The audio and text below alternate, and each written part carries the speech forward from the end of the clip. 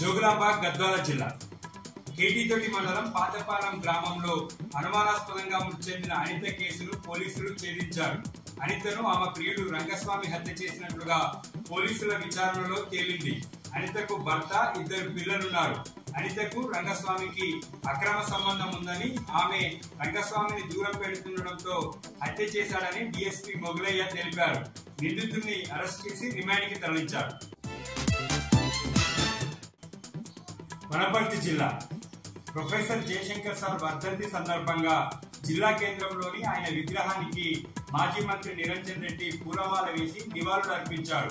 కేసీఆర్ ప్రారంభించిన తెలంగాణ మలిదశ ఉద్యమానికి దశాబ్దానికి పైగా సైద్ధాంతిక ఊపిరిలూదిన తెలంగాణ జ్ఞాన శిఖరం జయశంకర్ సార్ అని మాజీ మంత్రి నిరంజన్ రెడ్డి కొనియాడారు.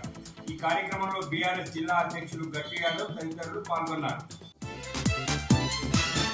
మహబూబ్ నగర్ జిల్లా నిత్యం యోగా, వ్యాయామం, ఆహార నియమాలతోటి ఆరోగ్యాన్ని కాపాడుకోవచ్చన్నారు మాజీ మంత్రి లక్ష్మారెడ్డి. అంతర్జాతీయ యోగా దినోత్సవం సందర్భంగా జడ్చర్ల బీఆర్ఆర్ డిగ్రీ కళాశాల గ్రౌండ్ లో ఫ్లైవాక్ అసోసియేషన్ ఆధ్వర్యంలో నిర్వహించిన యోగా కార్యక్రమంలో ఆయన పాల్గొన్నారు.